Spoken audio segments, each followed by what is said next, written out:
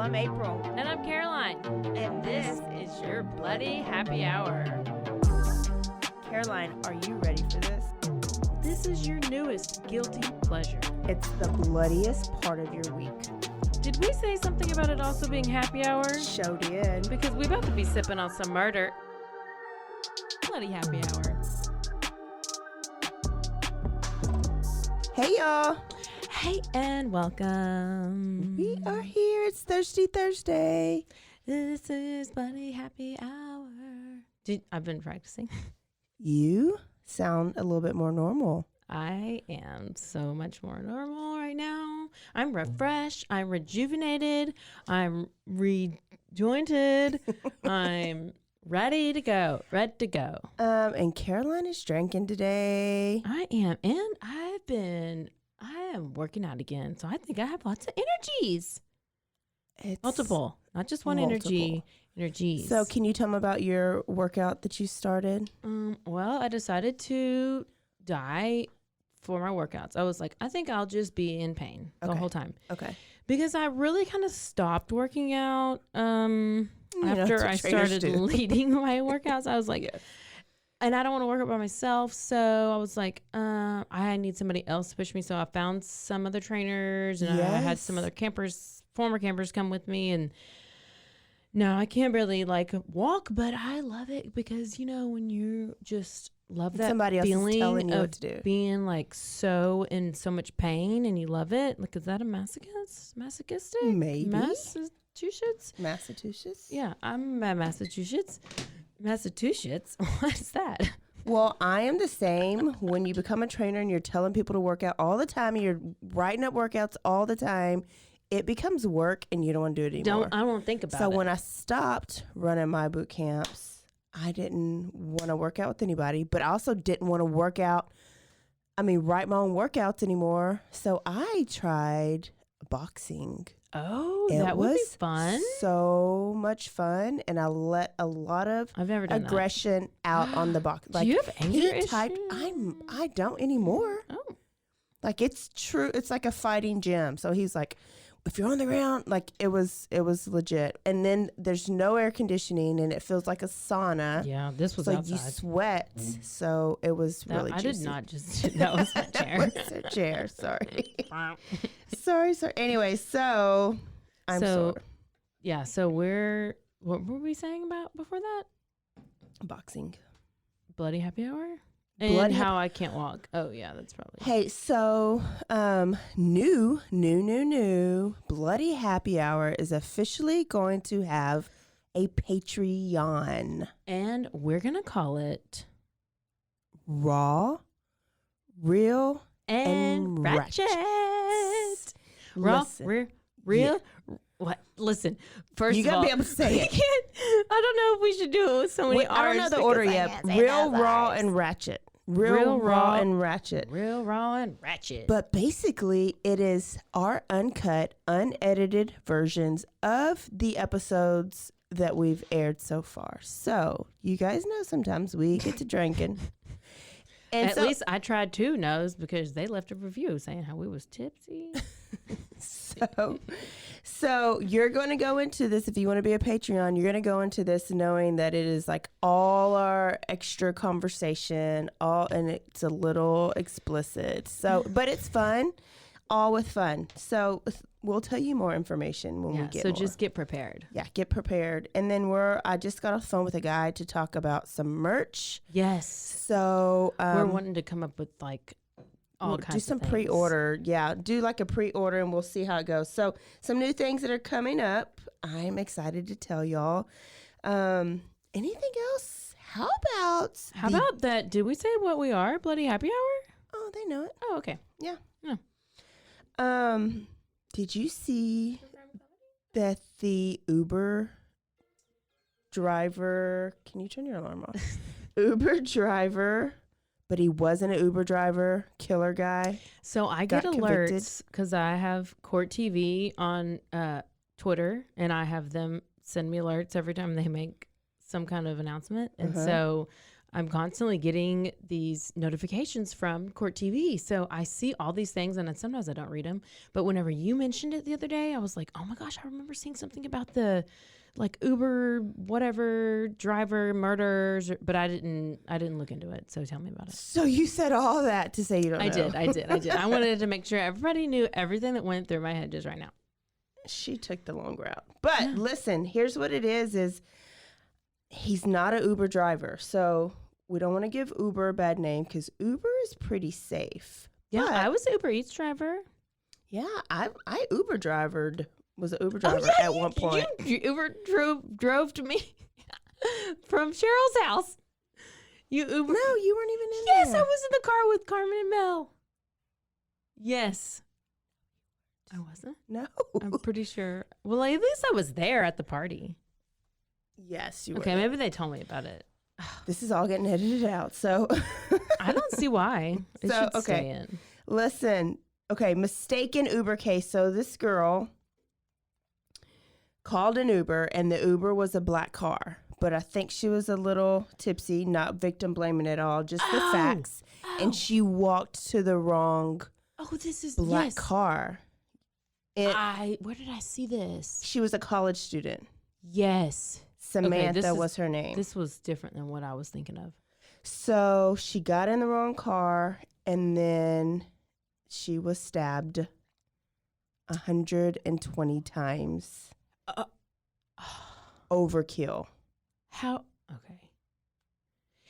I think I heard that he was circling, like there was a witness or something that said that he was like circling the area multiple times, like literally just like waiting for somebody to be like, oh, I'm here to come. Like, I don't know. Car. He had to have been doing this on purpose. Yes. And so anyways, he was convicted for murder, and I haven't seen like what, because they haven't done the sentencing phase. Because that just happened. Maybe it did, and maybe it didn't. I mean, it was more recent than not, but I can't remember, and the article isn't showing it. But so stabbed 120. Oh, it was in March of 2019. So yeah, pretty recent. His girlfriend ended up turning him in basically because she saw him cleaning his car because it smelled like South bleach. Carolina? Yeah. Oh yeah, I found it. His car, he cleaned out his car with bleach. She knew that he had a knife, saw him cleaning a knife, and saw some blood in the back of his vehicle. And she just put it all together. So his girlfriend, good job, girlfriend, turned him in. Go. Yeah. What a asshole. So that came up today, but so do you have it up? The dating game killer? Oh, and oh. No, but was I'm gonna get actually okay, so tell him the backstory. So we haven't covered this story, and I don't know a lot about it, but his name was Rodney Alcala, and he was on death row, and he ended up dying before he can get executed. So I think we're gonna do like a OG serial killers month. Yes. 1 day, 1 month. And so some of these OG serial killers that like the originals, we'll do a month of them just because they're everybody's favorite. But it's going to be later because I feel like everybody knows about them. I love talking about ones that people don't know about. So maybe this fall, maybe in October for Halloween month. Oh, for sure. So he died. He just died in prison. He just died of natural causes. Ugh. Yeah. I mean, I just kind of wish these people would like suffer in some way. Yeah. After all the stuff they did. Well, hopefully he didn't repent, and so he'll be going to a very place where you can suffer. But he was on death row. Yeah. But he actually was on the dating game. So there's footage of the show because he was on that show. Yes. And he was like, he ended up being super creepy to the girl. And so he ended up winning and won the date with the girl. Uh-huh. And then she like ended up telling the producers like this guy is super creepy and I don't want to go on a date with him. I mean, yes. And I watched the whole, I think there was like a series on Netflix or something. I watched it, but it was a while back, but he was obviously super creepy. So girls out there, don't be scared to use Uber, but because of this killing, like Uber put in even like more, well, okay. Like the thing is now there's a picture of your driver. You can see the car very clearly. You can see the license plate. If you're like drunk or intoxicated and you're going and you're like in an Uber, it tells you clearly. It tells you the license plate and the make of the car. I guess now they have. Now they're doing that, and I don't know. There was a picture. There was like a model picture of the car, but it wasn't like the car. And I don't think there's a picture of the driver back then. So now there's a picture of the driver, and now there's like a prompt, and it tells you to double check your driver's name. Or ask your driver's name, because it shouldn't match, because the name comes up on there. So there's a lot of like things in place to where it would be really hard. Because what are the odds of you requested this Uber and then it was like this, black Tahoe. It was a black Tahoe rolling up, and then another black Tahoe rolls up and stops by you, and you just kind of assume. I get that, like you would just assume you'd get in. Yeah. And you're just ready to get home. And she did all the things right. She was drinking. She was being safe. She called an Uber instead of driving. And it's sad it didn't work out. So he's going to go to jail for murder, and hopefully he'll get a whole lot of time. But he still acts like he's real innocent. Poked in the eyeball and in a lot of pain. Yes. Suffer. 120 times? Like, what? How do you stab somebody that many times? He was looking to stab somebody. Like he was just waiting, like a little spotter, just waiting. Ugh. Can you? Okay, I know Marco Polo'd me this week about Simone Biles, and you wanted to talk about that. Okay, so tell me what happened. I mean, I know a little bit. Okay, so she was doing the team. This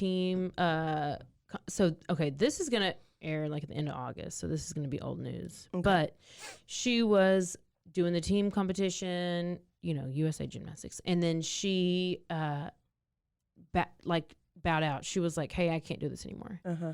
And it was like, there was no physical injury. It was just mental. So I was like, well, what do you think that's about? Like, but it was just ended up being, she actually backed PTSD. out of the individual stuff today too. Oh, wow. But it's something called the twisties. I don't know what that is. But I read a lot about like PTSD from like her abuse, and wasn't she part of the girls that got molested? I don't think she was. I think she just was good, like really close to those girls. I don't know. But what I heard today was that it was basically like a little vertigo. Like you get up in the air, and if you're a gymnast and you do these flips, and she does like all these insane things that she's above and beyond any other gymnast, and she's getting up in the air, but then you typically can like see where you are in the air, but she was starting to lose herself in the air. So they call it the twisties, where you just kind of get a little like vertigo. You get a little dizzy. Becomes unsafe and for then landing. That's why her landings were off, like for like her typical landings and her typical, I guess, things. And then what is it about them like saying? So at first, I don't know. You're not going to get. Yeah, there was something. You can't be your 100% because I don't know. There was it's not fair to everybody. Yes, I don't know all the details about that, but I heard about that, and I heard a very little tiny glimpse of all of that. Yeah, and I didn't really know what all that meant, so I don't know. And was it just her? Was it for everybody? So did she back out, thinking that if she couldn't be her best self, then their team wasn't going to be able to be their best self? I think she backed out because she felt like it was going to be unsafe for her. Okay. Like, based on some of the things I heard today, was like she could have easily just like, you could break your neck. You can break anything. I mean, you can just injure yourself completely, and you can end your whole career. And she was doing the responsible thing and backing out. But at first, people are like, and I'm thinking. People are horrible. Well, because, there's all these people saying, okay, she's like, you're a team player and you're just going to back out? Or you just like, you messed up once and you're just going to stop? Mm-hmm. And, I don't know anything about gymnastics. So I'm like, well, I don't know. Why would you just like back out all of a sudden? But I don't know anything about it. And then I heard today about these twisties. And that sounds pretty serious because, if you get lost in the air, I'm no gymnast, but I did do some air sports. That was called high jump. Yes. So I didn't really have to like flip over things except for a bar and land on a mat, but I never knew where I was in the air. But I was like, okay, there was a mat to catch me, and I had no chance of like breaking my face. Totally different. Okay, so speaking of athletes, I'm excited for our next month. So that's why we bring this up. Yeah. I'm excited for next month's theme. So we're ending today our Killer Women's Month. And we're ending with such a good one. Such a good one. Caroline's going to tell you our great story. But next week, there's going to be Killer Bloody Happy Hour, Killer Athlete Edition. It is going to be crazy. So it's perfect timing. Olympics was going on. She's coughing. Okay. The Olympics are going on. It's going to be the start of fall sports, football season. So perfect timing. And we're not going to pick on one sport at all. We're going to be equal opportunity podcasters and tell y'all. And there's 5 weeks in September. So you're going to hear 5 good stories that are killer athlete stories. So I'm excited. And should we scoop ourselves and tell them who they are? We can just say that there may be a local. Yeah, there is a local one. A local for you one. Basketball fans out there. Baylor basketball fans. Just get ready for a story. Ready. Sad story.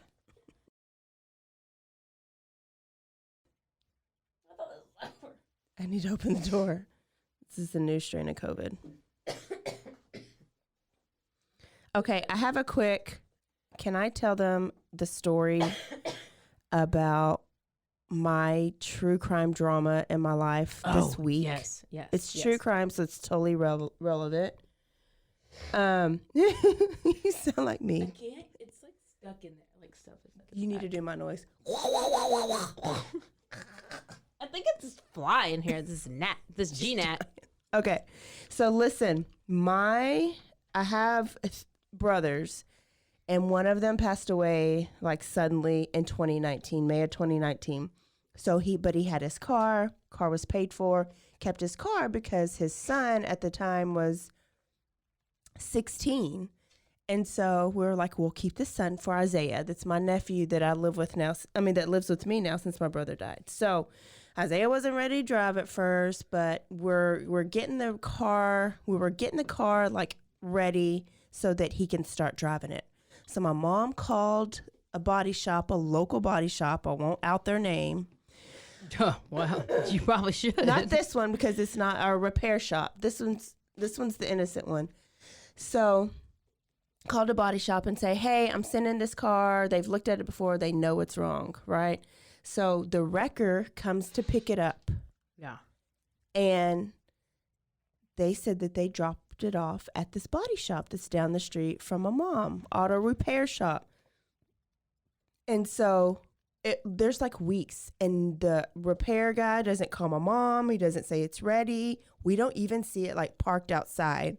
So she calls, and the owner is like, it's not here. It never showed up. So my mom's panicking because she's just like, I just lost Jeffrey's car. Like it's one of the last things that we have of my brother who passed away. And so she's upset, right? And I'm like, what? She's so blonde anyways. And I was like, Mom, what happened? So yeah, what'd you do, Mom? What'd you do? Come on now. So police report was filed. They interviewed the wrecker, and the wrecker guy says, oh, yeah, I dropped it off right here in the parking lot. Oh, yeah. It was not there. Oh. Where was it? We don't know. Like, there's been weeks. Weeks went by. And so we just thought, oh, somebody like they took it to Mexico or they took it for like a chop shop and like it's in pieces. Like what? We got a call 2 days ago and the sheriff found it at a repair shop in Belmead. Total opposites of where it should be. And it has just been sitting up there for weeks. But they don't know why. Like the owner didn't say anything. They don't know why. So now they've towed it to their wrecking yard that they put their cars because they have to like make sure that it wasn't used to like put transport drugs, dead bodies. Like it's evidence right now.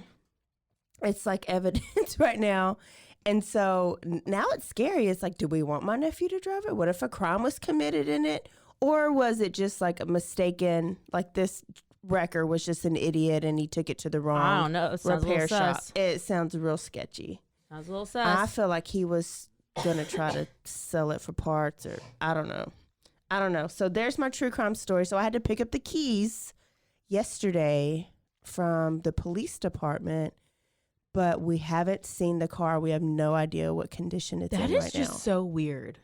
It is real weird. How does things like this happen in my life? I don't know, but I feel like it happens in my life too. It is crazy. It might have been Dirty Chad. It probably was. He's pissed at me. He's probably trying to sabotage you now instead of me because I don't know why, but I guess they have nothing to do to me anymore. I don't know. Dang it. Yep. Okay. Dirty Chad up in here. I think it's time for you to dive into your story. I'm so excited. What? Who are you talking about? Okay. I am talking about Candy Montgomery. Candy Montgomery. We just had a Candy Man. I know. Wow. This is not his daughter. Okay, so I'm going to tell y'all that I don't know this story. I didn't read about it on purpose, so I'm going to have genuine response. But sometimes when that happens, I victim blame not knowing who the victim is. Who the victim is. So sorry if I do that. Okay, but listen, that's okay. And I'm going to try to get through it, but this probably will be a two-parter. And I just want to tell you that I may have read a book. What? How many pages was it? I don't know. I did a lot of skimming, but I had a little bit of a reading the book. I got a lot of quotes from the book. Oh, the book, yay. the book. Caroline's first book in her life at age, how old are you? 36. Yeah, and she reading books. Okay, so I'm going to start off with this. I'm going right into it. Okay. The killer was triggered. Okay. They grabbed for the axe, aimed for the victim's head, and the victim at the same time was trying to get up from the blood-smeared floor, slipped, and made contact with the blade of the axe, and the sound that penetrated the room was like a coconut being popped open. Oh, that's descriptive. Oh, wait. This is literally descriptions. The killer kept going, blow after blow after blow. At the top of the victim's head, just continued to swing. Their brains were seeping out onto the ground, and the killer kept going until after 40 blows. Damn. And the victim was unrecognizable. So what does the killer do now? What's the murder weapon? Oh, just wait. Oh, the axe. Oh, the axe. Okay. So what does the killer do now? Let me tell you. Yeah. Takes a brief shower in the victim's house. Oh, God. And this is in broad daylight, people. Takes a shower in their house and just stands there and lets the blood just go into the drain. I'm literally telling a story. Oh, my goodness. Do you feel like you're watching a movie? Yes. I'm visualizing it. This is a cocky crime. A brutal axe murder. Broad daylight. And guess what day it is? Oh, it's Friday the 13th. Oh, God. The victim was axed over 40 times, and later we found out that 40 plus of the blows were while the victim's heart was pumping. Oh, no. So that was my beginning. And let me tell you, this is why this crime. This is why this story is so exciting. Okay, that was from the book Evidence of Love. Okay. By John Bloom and Jim Atkinson. So John Bloom is this journalist. He's accomplished. He's like nominated for a Pulitzer Prize.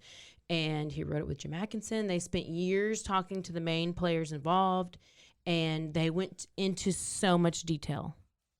So much detail. Yes. That's why books are so good. I know. And so it's like if you're watching the movie, you need to go read the book instead before watching the movie. Always. And let me tell you, the movie, there are 2 movies that are coming out about this. Oh. There are 2 movies, 2 crime dramas, crime series. Okay.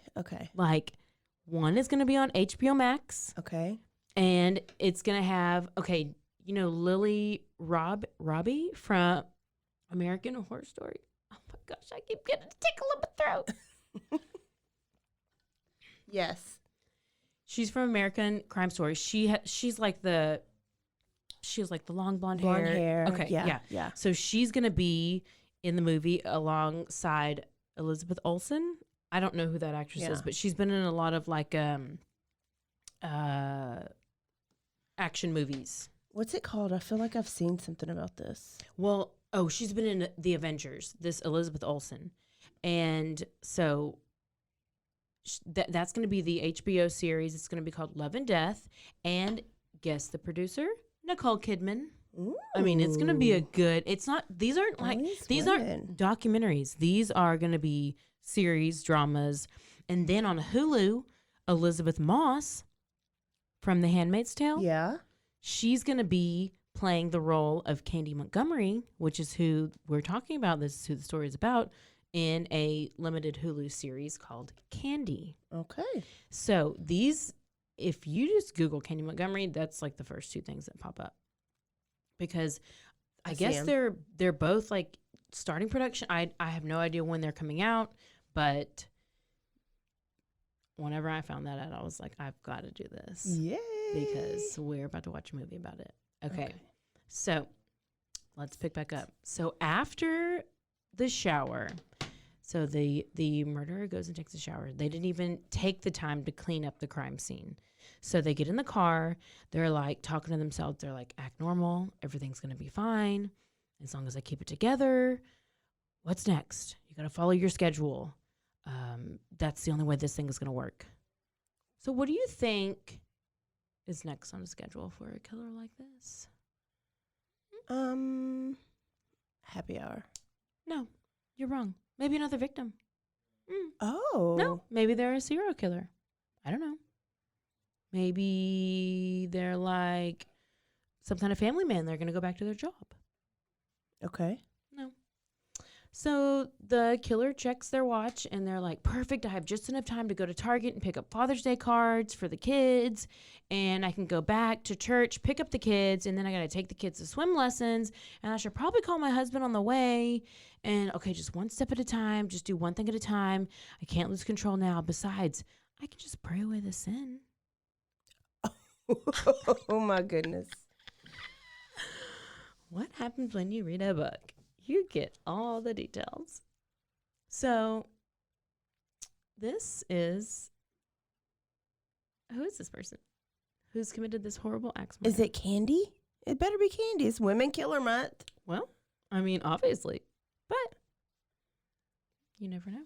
You just, this person just casually gets into their car and, it's a normal day. And then, I don't know. We got a lot of players in this story. It's very bizarre. Okay. It's very interesting. So let me introduce you to Candy Montgomery. Okay. Her name is Candace Wheeler, but she goes by Candy. Okay. So growing up, Candy was easy to get along with. She's fun. She's outgoing. She's very personable. She's like always life of the party. She wants to get to know people. Her parents would always tell her that you should never express your true feelings. Like just always, just don't tell anybody what you're thinking, what you're feeling. Just do what you think you need to do or whatever. Like he basically was saying that the attitude was influenced by her father because he was in the army and he just is like real strict and he's like just have a flawless exterior. Okay. And keep your feelings to yourself. And so her family never really stayed in the same place for more than 3 years. They just traveled from base to base. They bounced from France to West Germany to Virginia, Maryland, Texas. And typically that would make, the kids feel kind of like they don't really have a home. But she really liked it. Oh. Like Candy was about She's this like life. starting all over. Yeah, she was like, I can make friends anywhere I go. Oh. I'm about this life. And I bet she did. She really did. So she could, and she was like good with conversations. She could like talk to strangers. She didn't care. She just was like, basically made a friend anywhere she went. She kind of felt like about myself. I could just make friends. Okay. So, but her mom was not like this at all. So this kind of led to a bunch of like disagreements and arguments. And her mom was really rigid about what a young woman should do and how a young woman should act. And, she just didn't like that she had this like big personality, and she just thought that she was just too much. So the book mentions this next story, which is important. So pay attention. Okay. So Candy's mom was like embarrassed of, this is what they say, of Candy's expression of physical pain. So, example, when Candy was 4 years old, there was a boy in her neighborhood, and she challenged this boy to a race. And so they like raced to the water pump, whatever. And they go to fill up this glass jar of water. So she loses. Candy loses the race. She takes the glass jar and she like slams it down, and she throws it, and she's throwing this tantrum, and she's real pissed.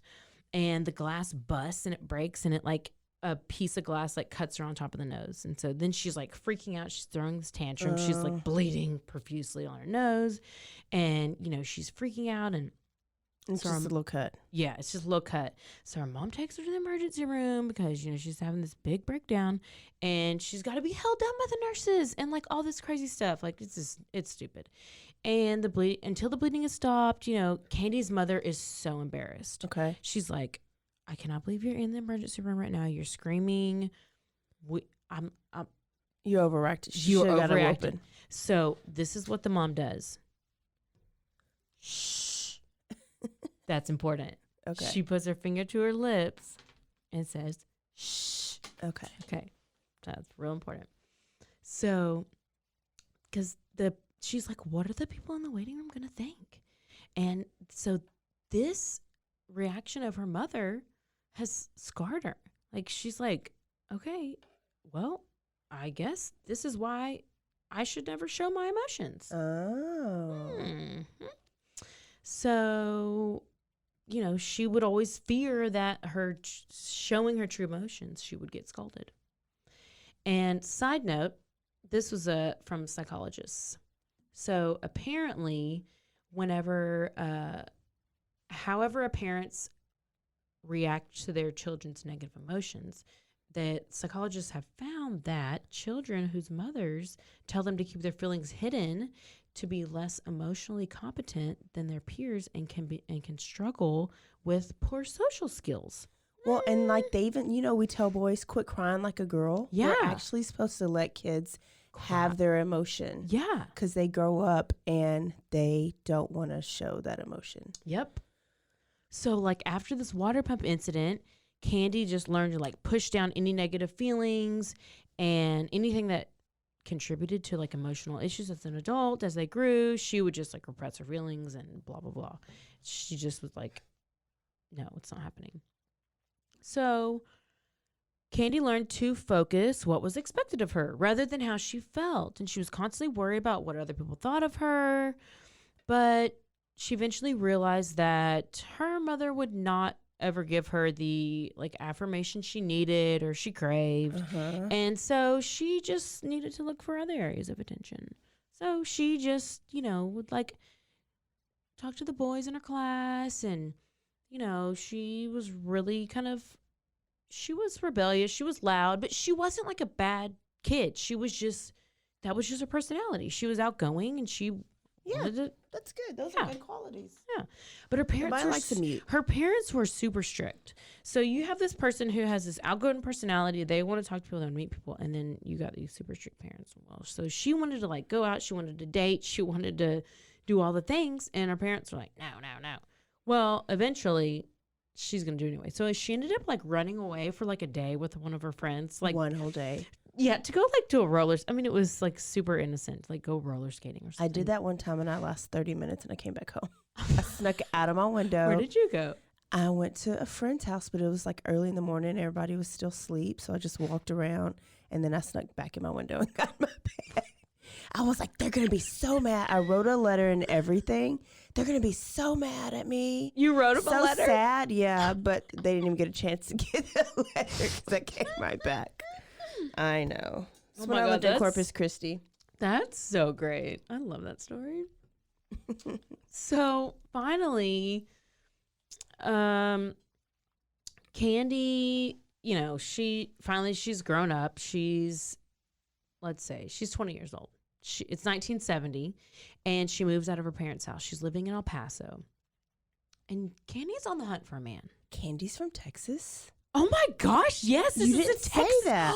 This is a Texas crime. That should have been first. I'm sorry. This is like in Wylie, McKinney. Oh. Yes. Okay. This is like right up the street. I have friends in that area. They probably know Candy. Do you have the address? I probably can find it. Okay. So she is like eyes on the prize. She wants a man. She wants to get married. She wants to start a family. She wants to have like 8 kids. And she's like ready. She wants to like live on a farm and do all the things. She's trying to be the most. Okay. Yeah. Because like back in the day, this is like 1970. Okay. Like, I mean, when I was 20, I'm like, oh, I'm going to the bars and I'm jumping over a bar. I'm running track and I'm doing. You're going to hurdle the bar. Yeah. I'm running track and I'm doing high jump and I'm going to, I'm like, going to track field, I'm going to bar. Going to track field, going to bar. That's all I'm doing. I ain't trying to get married and have kids. Mm-mm. No. So she starts working at a furniture store. And she's living on her own. She's working at a furniture store. And this woman who works with her is like obsessed with Candy meeting her son. And she's like, he's so smart. You're going to love him. He's one of the smartest people I've ever met. Please meet my real son. Thirsty. He's just such a catch. He's so great. He's so great. And she's like, oh, lady, fine. I'll meet your son. You're real thirsty. Real thirsty. Her son must be a nut job. Well, her son is Pat Montgomery. Okay, Pat. Pat Montgomery is a very big player in the story. Okay. Let me tell you about Pat. Candy eventually agrees. She's like, there's no harm in meeting somebody and going on a date with them, getting maybe a free meal. I don't know.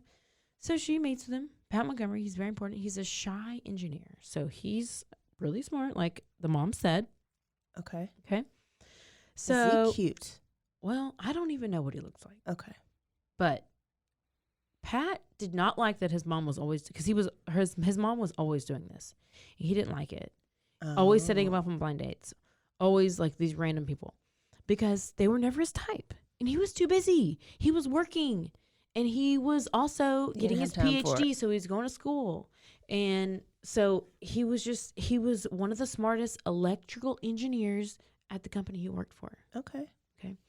And, Pat's a catch. but typically wasn't her type because he's boring. Okay.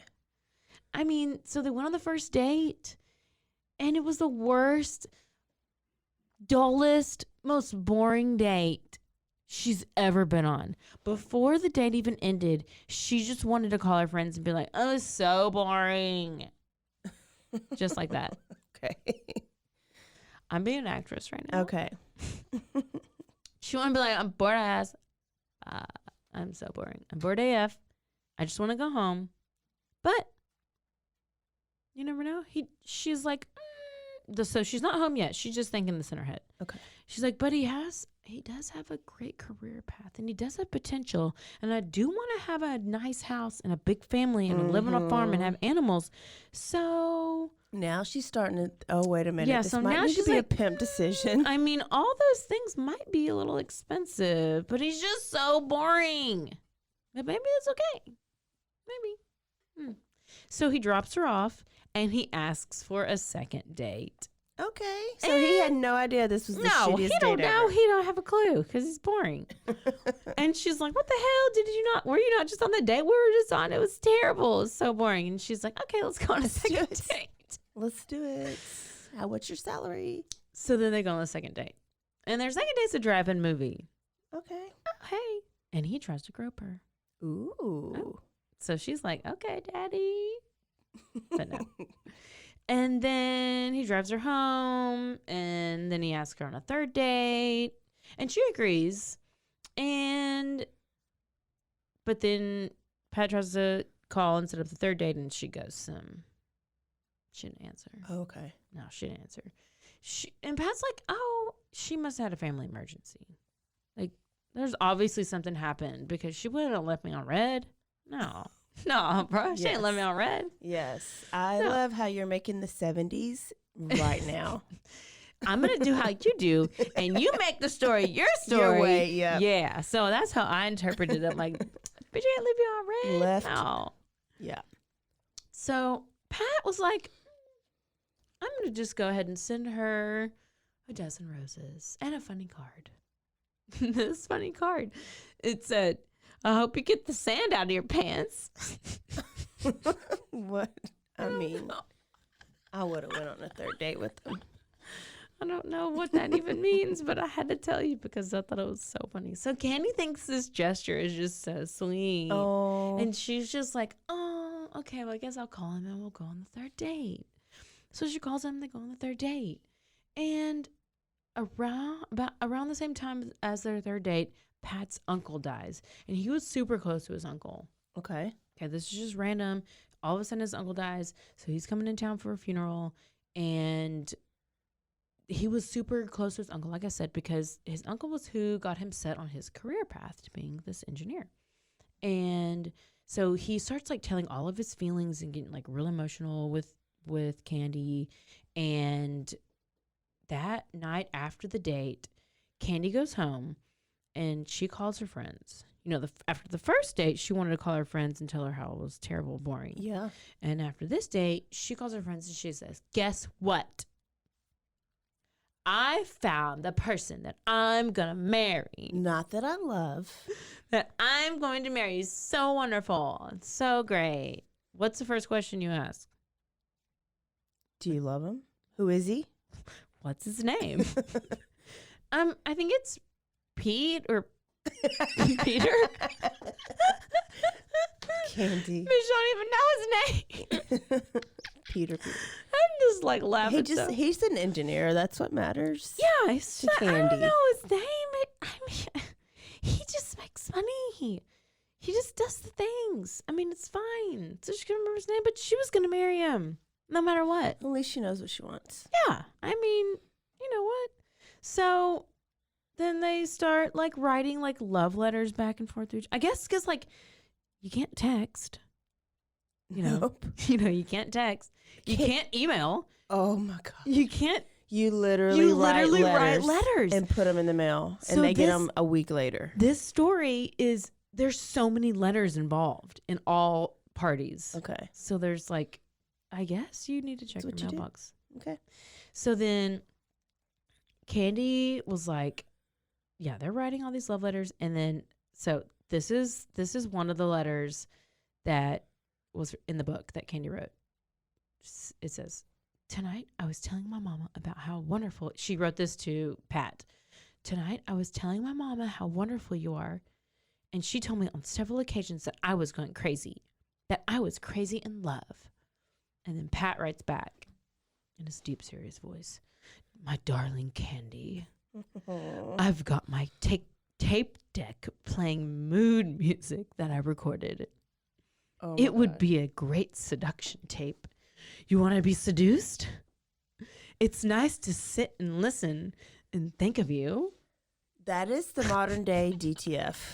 Are you DTF?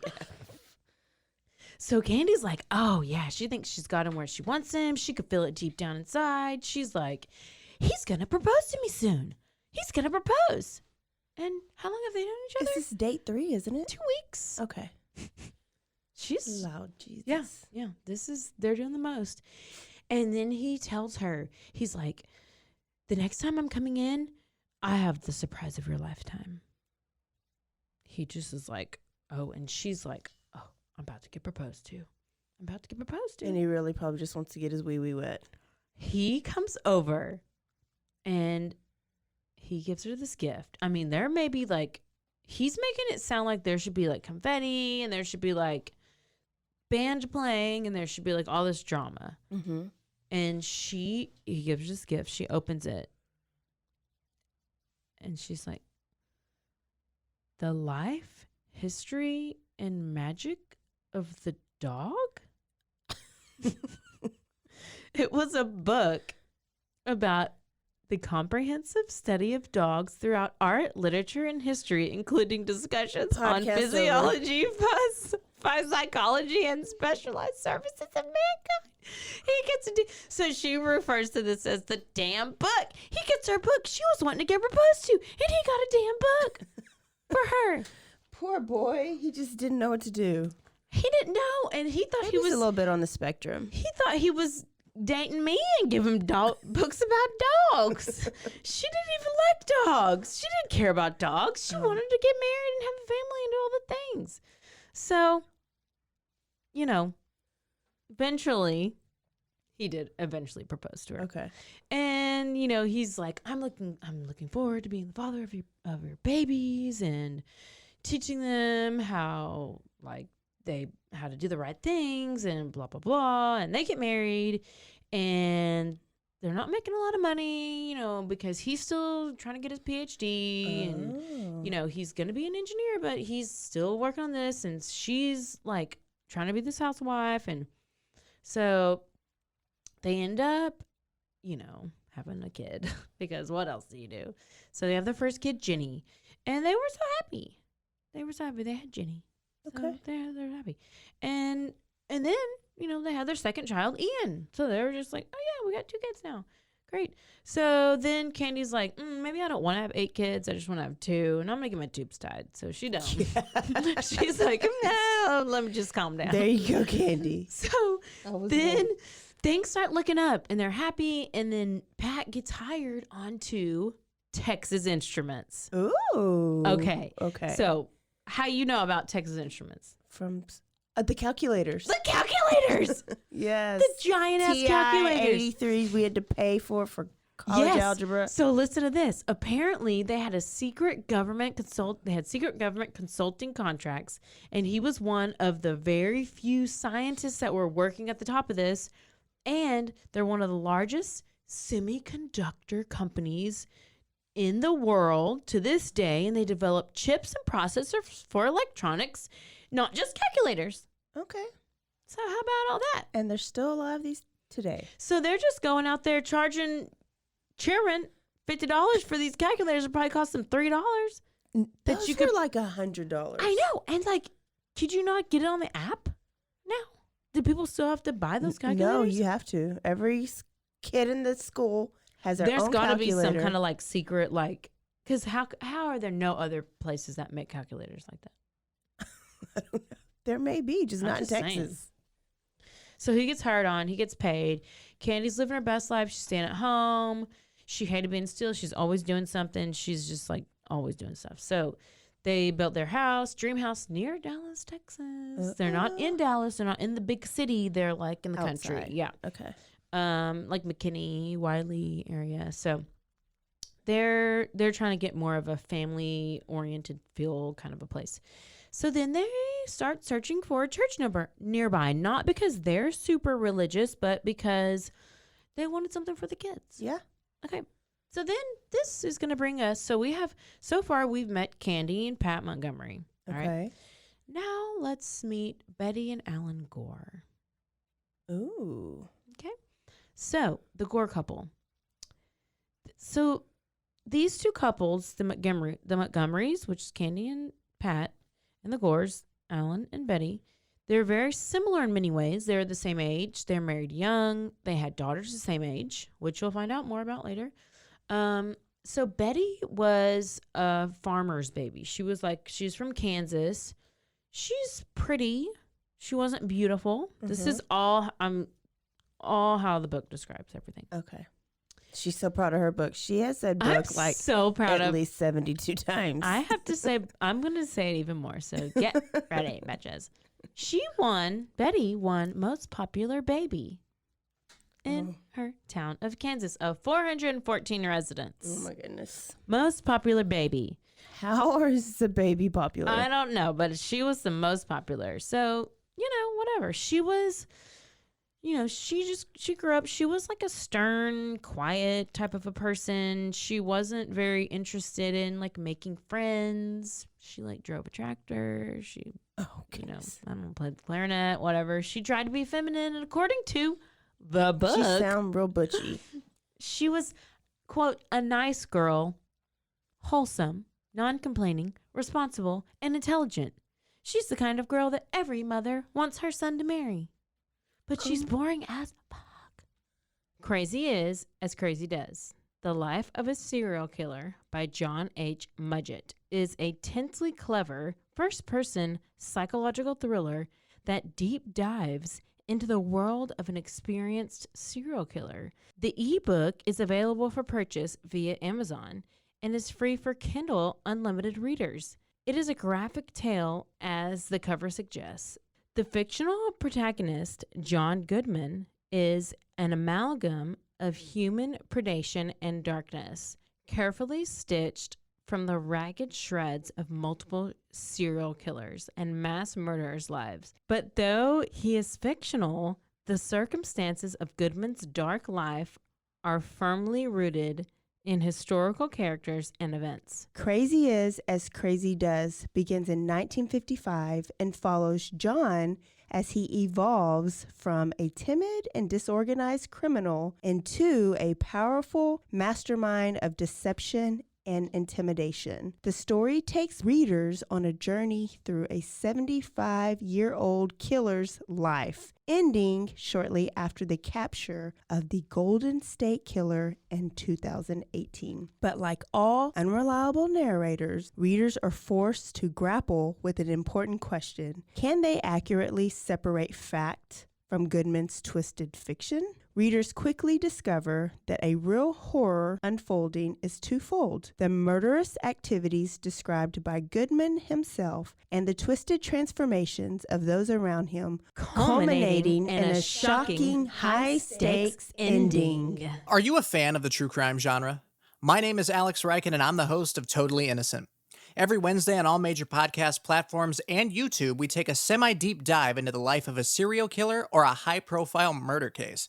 The fun part about it is that I'm learning everything at the same time as you. There isn't hours and hours of research, so when I jump in to record an episode, it is a raw reaction every single time. If that sounds like a rabbit hole that you want to jump down, you can find the show by searching Totally Innocent on all major podcast platforms.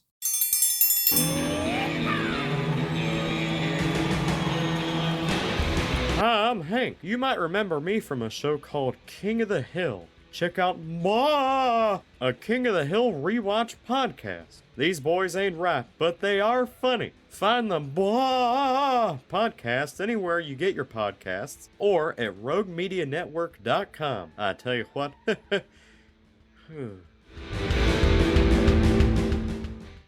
AF. Boring AF.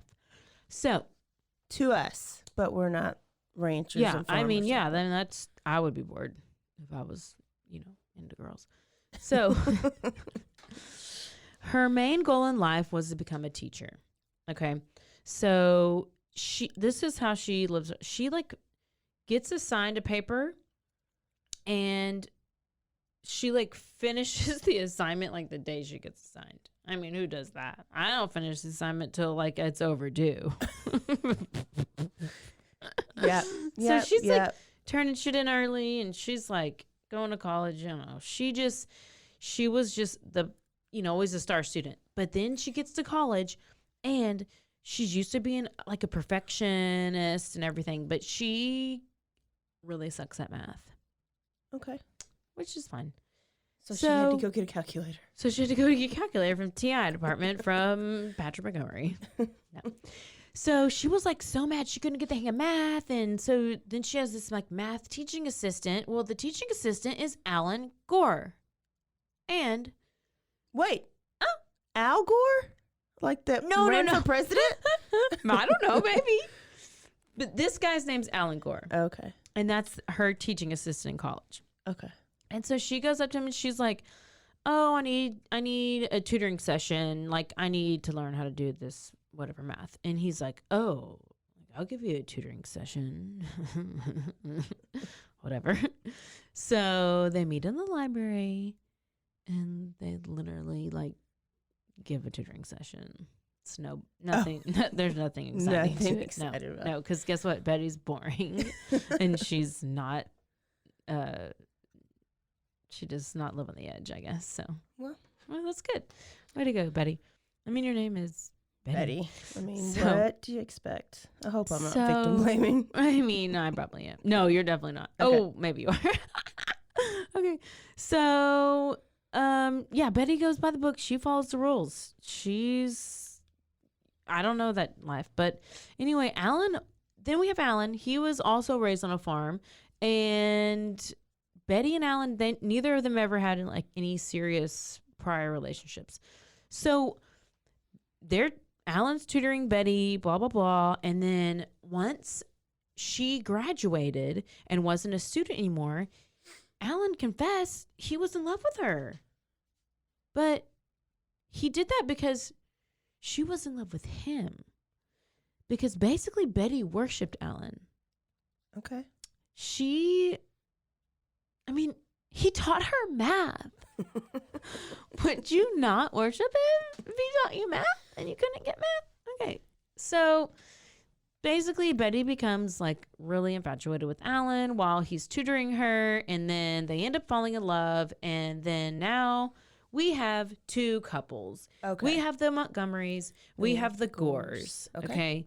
So Alan is very he falls in love with Betty because she's very simple, she's not complicated, she's passive, and they never argued, they never got into fights, they always just got along. And I mean, they probably just went to the library all the time. So what, you can't yell in the library, so you can't get in fights.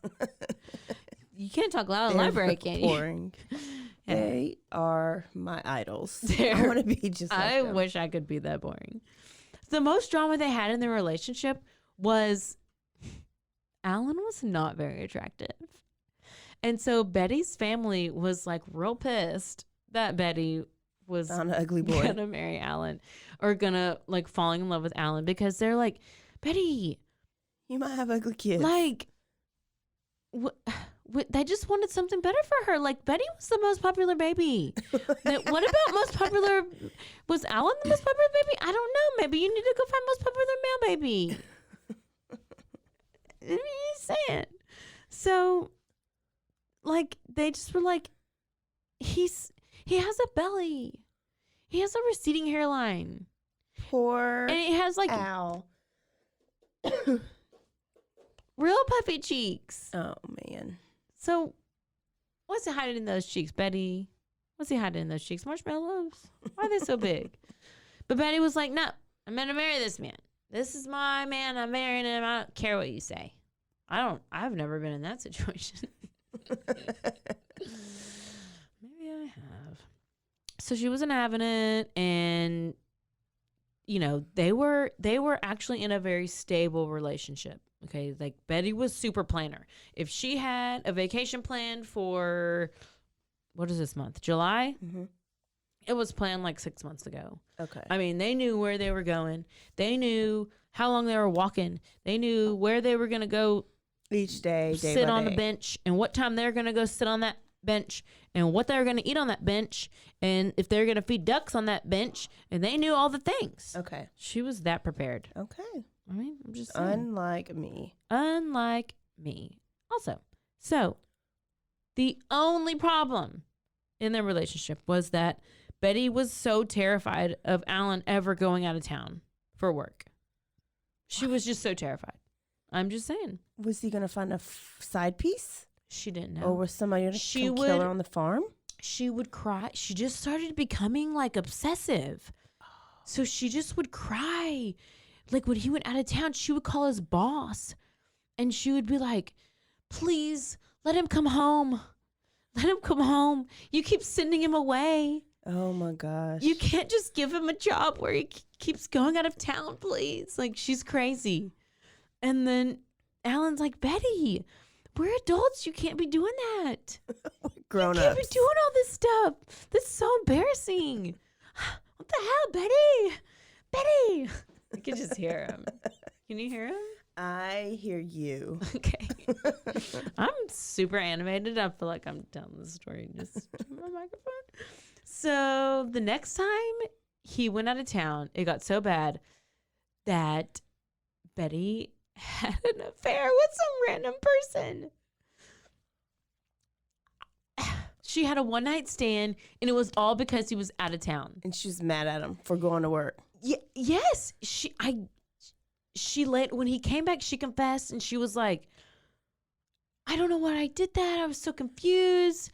I was just so scared of being alone. I promise it will never happen again. That's like true abandonment issues. Like, she has issues, and I didn't get all. She clearly has like former issues from like her parents or something, because I mean, what happened after she was nominated most popular baby? What did they do to her? This is real weird. Clearly. So then Alan's getting upset. He's like, okay, all right, Betty. But he eventually got over it, and she never cheated on him again. And by the way, in the book, I love saying that. Alan says he didn't know if this was a way for Betty to like kind of control him.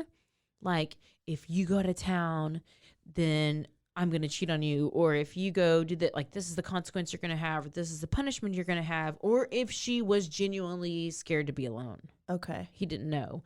So he eventually became resentful of her. And that's kind of what happened there. And they eventually had a daughter. Let me just fast forward. Okay. So that just happens. I skipped a little bit, but yeah. So she cheats, he gets over it, and then they finally have a child. Okay. So this is Alyssa. That's their child. And they have a kid, Alyssa. Betty becomes a teacher. Okay, she was originally wanting to be a teacher. And so now she finally gets a job as a teacher. And things weren't going so well for Betty as a teacher. What'd she do? Well, she was super strict. So remember, Betty's real boring, and she's like by the book, and she's just like, I feel like she obviously had to have some issues growing up, because teachers, parents, and students all thought she was way too harsh. She demanded perfection, and she taught second graders. She probably like beat them, and like the teachers that hit your hands with the rulers. Yes. And she would like, everybody would be like, Betty, it's not that serious. They're 0 years old. Like, and I was just like, go listen to Taylor Swift, because you need to calm down. Anybody? The song? Yeah. Okay. That was not from the book. That was from me. And I also heard on one of the things I read, like her students like vandalized her house, but it was like the second graders, well, probably the parents like taking, they're like, yeah, let's go vandalize her. I hate that teacher. And so I don't know how that really worked with their second graders. But apparently Betty was suffering from a little bit of postpartum. You know, she was becoming... Except for she did before she had the baby. Yeah, so she just basically, this is what books did, so I'm going to tell you that. And she's becoming very anxious. She's in and out of the doctor's office once or twice a week. She didn't have any friends. She was separating herself from everyone. I don't think she ever had any friends, because who wants to be friends with her? She didn't seem like a fun person. And then she writes Alan, her husband, a letter. Oh. Because what else do you do? Yeah. Back then. And this is what her letter says. Dear Alan, sometimes I have doubts about myself as a person.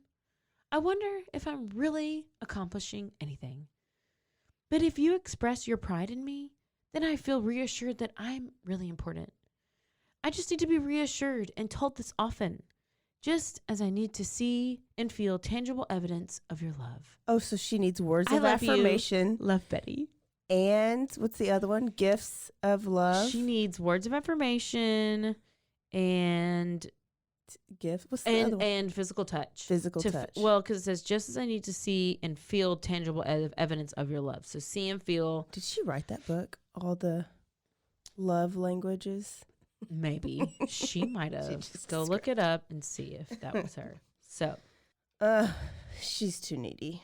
These, let me just tell you that I am so legit. Couples meet at church. We got the Gores. We got the Montgomerys. Now they meet. Okay. That was me in the club last week. Okay, so finally the two couples end up meeting. Oh, I already told you where they meet. Where do they meet? Church. At church. Didn't get it. Oh, that was a bug. Lucas Church. So they were both Methodists, like both couples, but they didn't go to Methodist church. They went to this church called Lucas Church because there was a female leader named Jackie who everybody loved. She was religious without being like judgmental. She was caring. She was like super understanding. She wouldn't tell people they're going to hell. She was like, just, I don't know. Genuine. She made everybody feel good about being religious, And, there was no, like, most churches have, like, board of directors and stuff like that, and leaders and groups. But, no, this church, it was just Jackie. Okay. So, basically, it was more like a club. But she wasn't the priest? She was the pastor. Oh, she was the pastor. She was a leader. She was the pastor. But typically, like, they have like a board, like a group of people who aren't all the pastor, but they all together make the decisions for the church. Yeah. But they didn't have that at this church. I don't know. So this is a cult. So it's basically a cult, and she is. What did I say? Oh, yeah. It's more like a social club. Okay. That's what they say. And maybe that's why they chose this church. Because Candy was super social. Did they talk about, like, is it supposed to be a Christian church? It's just called Lucas Church. So look it up. Lucas Church. Lucas Church. Okay. Yeah, check it out. So, it wasn't your stereotypical church, basically. Betty tried to be involved with the housewives and be a part of the church and, like, the club. But, they were like, they always thought she wasn't very personable. She was just type A. And, she's probably on the spectrum, which is fine, but that's probably how I don't know. They just thought she was too socially awkward and that she didn't fit in. She was too rigid. This is still Betty, right? Yes. Yeah, this is what the other housewives in the church club are saying. She's just too rigid. That's probably why she didn't fit in. It's not like they kicked her out. She just didn't fit in. She didn't really want to be in the group. And Candy thought Betty was also just so stern and rude. And in some ways, Betty reminded Candy of her mother. Shh. That part. Remember that part? Yeah. Yeah. Just saying. So, let's fast forward to Candy is bored. Okay. So, the Montgomerys and the Gores have met. And now we're going back to a little bit of Candy's story. Okay. So, around the time that they start going to church, Candy's a housewife. She's not working. Pat's going to work. He's doing everything. So she's like going to church, dropping the kids off at school, making lunches, baking cookies, making lasagna, doing the things. And she's just doing the most. She's doing the most. This freaking gnat. I'm about to be doing the most with this gnat up in here. And then Pat's over here. He's like, he's going to work. He's coming home from work. He's going for a jog, and they're not having sex. They're not having sex. Pat and Candy are. April, they are not having sex. Pat and Candy? No. Pat and Candy, yes, they are not having sex. Okay. So she's just not satisfied. She is not satisfied, and she's bored. Did she go find Al? Let me tell you. So she's she does what any normal person does, and she starts talking to her friends, and she's like, I need to get laid. I'm thinking of having an affair. She even talks to the pastor about this. What? Which is Jackie. So, Jackie's cool. He's part of the housewives group. Okay. She's like, I mean, Pat is just not exciting. He's not cutting it. He's boring, and he just treats me like I'm an employee of the house. He's like, not exciting. I'm not having it. It's boring. She knew what she married. And when, like, growing up, like, she read, like, I don't think maybe romance novels, because she always, like, pictured this, like, all these things in those romance novels, because, they go into depth. So that's kind of what she's always pictured. And she thinks it's how life should be. Yeah. She's basically like nowadays that would be watching, like, 50 Shades of Grey, and she's like, oh, hell. And then she gets this person who's just, like, dead in the bed, and she's like, oh, no. No way. No, I can't be doing that. So she goes to these church women. They were like, Candy, that is unacceptable. That is so scandalous. Don't do it. Candy, why would you? This is not a conversation for something like this. This is not a place for that. This is church. This is church. On God, okay? On God. And they're like, go talk to your book club about that or something. Go talk about that Your at romance book club. Go talk about that at book club. Like, come on, lady. Go talk about that somewhere else. So, she's like, whatever. So the one person who wasn't there to hear this conversation was Betty Gore. Okay. Because she wasn't active in the church. Okay. And she also wasn't easy to get along with. She wasn't one of the gals. She wasn't super popular.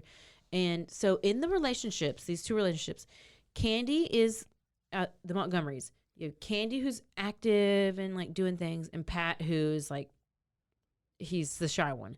And then you have Betty and Alan. Betty's the shy one, and Alan's the outgoing one in the relationship. Okay. Okay.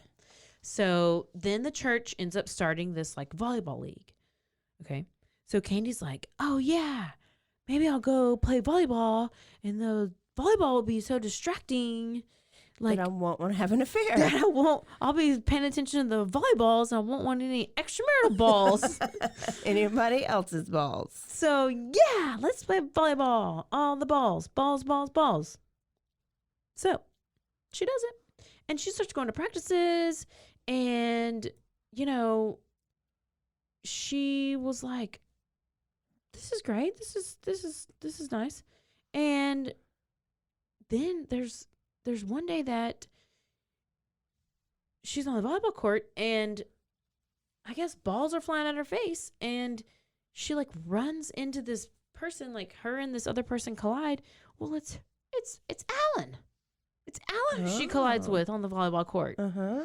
And she, like, smashes into, I'm picturing it. I'm picturing her face smashing into his chest, sweaty, and then, like, fall to the floor, whatever. We'll see how it plays out in the movie. Okay. But there's this moment, and she's like, oh my gosh, smack. Alan Gore. Oh my gosh, you're so masculine. You're so sweaty. You smell so good. Oh my gosh, are you hiding this wild side in your cheeks and your belly? Alan Gore, I just smashed in your face with this volleyball game. I'm in love. So she's like, maybe this Alan guy's, maybe I need to have an affair with this Alan guy. Maybe that's who I need to have an affair with. That's who I need to have an affair with. I'm screaming at the mic. Yes. Come on. So a couple weeks go by, and she sees Alan at volleyball practice, and she's like, I for sure want to have sex with him. Oh. For sure. Okay. For sure. And finally one day, after practice, she couldn't help herself, and so Alan's in his car, and she, like, knocks on Alan's window, and she's like, hey, I need to come in. I have to ask you a question. She's like, I've been thinking about you a lot. It's really been bothering me. And I don't know whether I want to do this or not. And he's like, what are you talking about? And she's like, I'm really attracted to you, and I'm tired of thinking about it, so I wanted to tell you. And then she's like leaves the car. She didn't even say anything. She didn't even say, like, That's all she said. I'm really attracted to you. I want to tell you. And she like runs off the car. This is after the same practice that they ran into each other, right? Yes. This is a couple weeks go by after the smack. Okay. And a couple weeks go by. And then like after another practice or something, she like goes and stops in, and she's like been thinking about it ever since she ran into his sweaty body. It's just the first guy she saw. Yes. And so then after I'm so tired of thinking about it and blah, blah, blah. And then she leaves. And he's thinking, he's like, what? You didn't even tell me anything. Like, what are you talking about? He's like freaking out. He's like, I don't know what you're saying. And then she leaves the car. She runs, and she's like, she gone. And then Alan's like, okay, I don't know what happened. We're in a parking lot, or this is where Jesus happened. Like, this is on God. Like, what's happening? And, then he's thinking about it, and he's like, well, why is she thinking about me? Does she, like, really like me? Does she, like, want to, like what? Like, what? I don't even know what just happened. So then they have another practice. And then she goes up to Alan again. And she was like, Alan. And she just says, would you be interested in having an affair? And Alan's like, oh goodness. DTF. I don't think that's such a good idea, Candy. I don't think that's such a good idea. And she's like, okay, I just had to get it out there. And then right before she leaves, he kisses her. Oh, gosh. And so everybody's so confused. Like, what's going on in this crazy town? Everybody's confused. Everybody's kissing everybody. You're running into people volleyball and balls in the face and, like, sweaty and all these things. So, I mean, I'm exhausted telling the story. Could you imagine listening to it? It's already been, like, 4 hours. I told you it's going to be a two-parter whenever you're ready. So then he, like... No, we can't because you're not. I know. I'm not even. I know. Just wait. So eventually, they're like they didn't talk for weeks, and then eventually, like he ends up like calling her house one day, and he's like, "Hey, do you want to go to lunch one day?" And I guess Pat was gone. I don't know. I guess she answered, and she's like, "Yeah." So they end up going to lunch one day, and they start talking like hypothetically, like what would happen if they were to have an affair. Like, so they basically like start planning their affair. Okay. And they come up with a list of rules. This is so freaking boring. Like, what if you're gonna have an affair? Just do it. Why you gotta April, they need a list. No, just rule number one. Done. Rule number one: if either of them wants to have an affair, I mean, this fucking fly. Okay. If either of them wants to end the affair, it's ended. Okay. That's rule number one. If anybody wants to end it, then we end it. If either of them gets too emotional, rule number 2, affair ended. Rule number 3, if they start taking too many risks, affair ended. Rule number 4, all expenses will be split equally. Food, gas, hotel room. Rule number 5, they will only meet on weekdays when their spouses are at work. Rule number 6, Candy will be in charge of making lunches, so they will save time and money. So I can't. I don't even want to be a part of this affair. So they would meet on like Tuesdays and Thursdays once every 2 weeks. And this was because Candy was only free on the days when her little boy wasn't at preschool and blah, blah, blah. And she took him on Tuesdays and Thursdays. So she packed her sandwiches and they went to the hotel. So the astronauts are getting ready to launch, and the affair is set to start on December 12th. Okay. They meet at the Como Hotel. And Alan, okay, let me say that again. So affair starts, and they meet at the Como Motel. Como. And I mean, Candy's just expecting it. She's expecting fireworks. She's expecting the best sex of her life. She's expecting romance novel sex. She wants to get flipped. She wants to get turned. She wants to get done in the butt. I don't know what she wants. And it lasts 5 minutes. Terrible. I mean, I don't think it's worse than Pat, but it is pretty bad. But she's like, I can guide him. I can tell him what to do. I can but he has the most beautiful penis ever. Oh my gosh. I'm just saying. Okay, so meanwhile, Betty's pregnant. Oh gosh, Betty. Betty's pregnant with their second child. I hope y'all can keep up with this because I'm telling you the most. And so Betty's pregnant with her second child. This is Alan's wife. All right. So Candy's daughter. So Candy has Jenny. They have a daughter.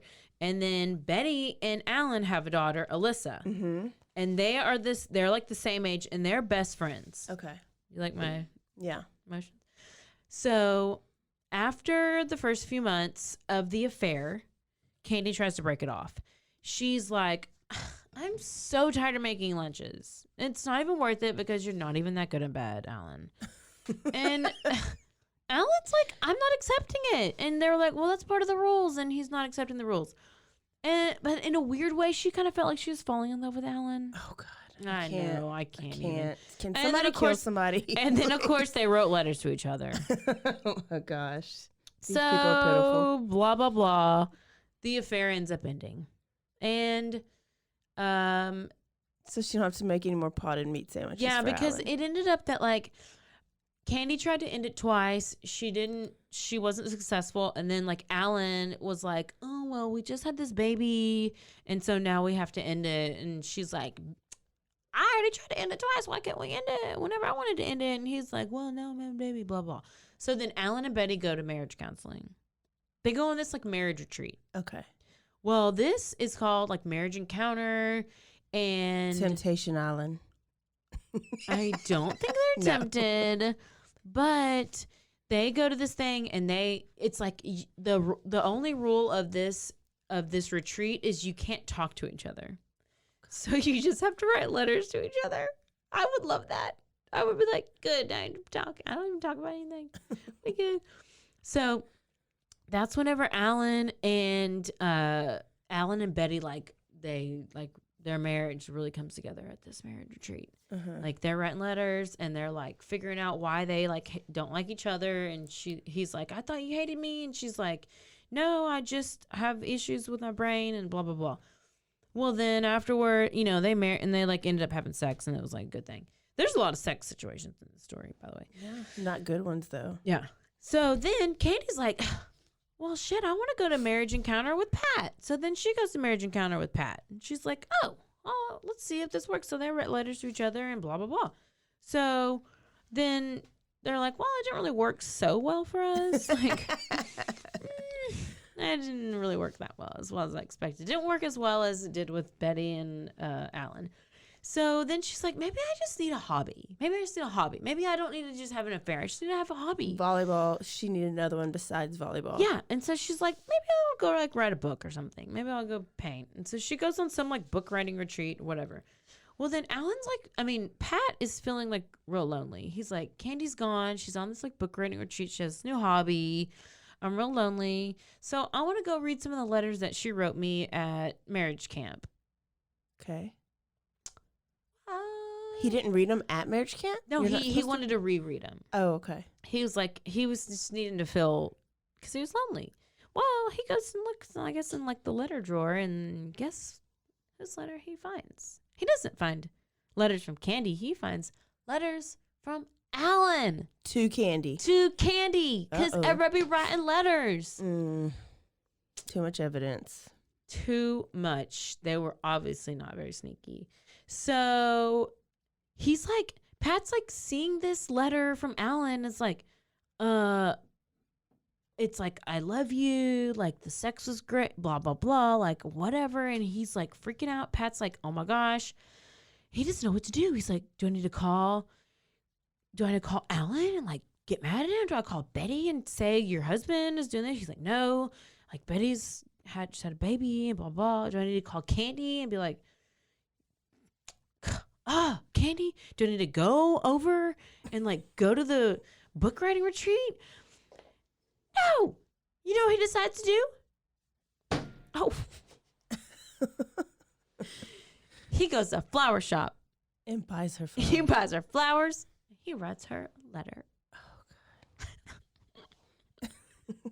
He buys her a dozen roses, and he writes her a letter that says he understands and that it was really his fault and that he pushed her away. So Candy gets home, and they talk about it, and she cries, and she feels horrible, and she'll never do it again. So they decide that they need to go on vacation, and they just need to get away. And then, next thing you know, it's Friday the 13th. Uh-oh. So this is actually not where we stop, because I still have a little bit, and then we can stop. Unless you want to stop. No. It's not okay. If like there's nothing to. I know. Okay. You know what I mean? Yeah. Like there's no. I have the place. I got another place. But how much do you more? Why don't you just end just end it? I mean, not end it, but like tell the story to the end. But how much more is left? I'm gonna get to the stopping point because there's a cliffhanger. Oh, there is a cliffhanger. Yeah. Okay. Okay. Then we get to Friday the 13th. So this is the last day of VBS. Vacation Bible School. Friday the 13th, Candy had her 2 kids in the back seat along with Alyssa Gore, because Ginny and Alyssa are best friends, and she has her son Ian. So they have all the kids. Alyssa and Ginny had just had a sleepover, so the Gore kid was just sleeping over at the Montgomery's house. And it had been a couple of months since the affair ended. And so they're kind of getting back to normal. Okay. And for the 2 couples, and Candy thought it would be fine if, their daughter spent the night, because Betty had no idea about the affair. It was just the 3 of them. It was just Alan, Pat, and Candy who knew about the affair. And so Ginny was like dying to go over there and blah, blah, blah. And so, the problem was that this is gonna be a lot for Candy in her day. I mean, this day is she has to go and she has to take the kids, and she has to get Alyssa, and she has to go pick her up go pick up her swimsuit, and go to Betty's house, and she has to get Alyssa and take her to swim practice, and she has to go do this, and she has to go do this, and she has to go do this. Well, she has to just get over all of this stuff, and she just was like, it's fine, I can do it all. She likes doing all the things. So she goes and drops the kids off at VBS. Okay. And she tells the church ladies, like, this is my plan. Like, oh, I'll be back in time for the puppet show. Like, don't worry about it. Whatever. So she leaves the church, and she gets in her car. She's driving to Betty's house. So she's going to Betty's house because Alyssa's going to spend the night another night. She gets in her car. She's driving to Betty's house, and Candy gets there, and she was like, oh, hey, I just came over. Hey, Betty, I just came over to get Alyssa's swimsuit. And she's like, oh, by the way, where's the baby? And she's like, Betty's like, oh, she's in bed and whatever. She's like, I want to play with her, blah, blah, blah. And Betty's like, Candy, if you could remember whenever you take Alyssa to her swim lessons, like, give her a peppermint, because she hates putting her face underwater. And so when you give her peppermint, that will be like her reward. Because everybody loves peppermints. Yeah. So then Betty's like, she's like, oh, hang on, let me go find the peppermints, blah, blah, blah. And then she's like, oh my God, I gotta find the peppermints. Like, all these things. Like, I'm packing to go on vacation, and Alan's gone, and he's out of town, and there's just so many things going on. And she just seems real stressed to Candy. And just as like Candy's like about to get the stuff from Betty, and she's like, oh, I gotta go. Like, let me get the things because I gotta go. And then Betty just is sitting in a chair and just is like staring at Candy with like this blank stare. And she's like, Candy, did you have an affair with Alan? Oh, yes. She said no. She said no. Candy said no. Betty says, yes, you did. I know you did. And then Candy said, yes, I did. But it was a long time ago, and it didn't mean anything. And it was like a week ago. I don't know. So Betty leaves the room. This is where, get ready for it. Betty leaves the room. She walks into the utility room, and Candy's like freaking out. She's like, how did she know? How did she know? Did Alan tell her? And Betty comes back into the room, and she's holding a 3-foot long axe. What? She is holding an axe. And she looks at Candy, and she tells her, you can't have Alan. You can never see him again.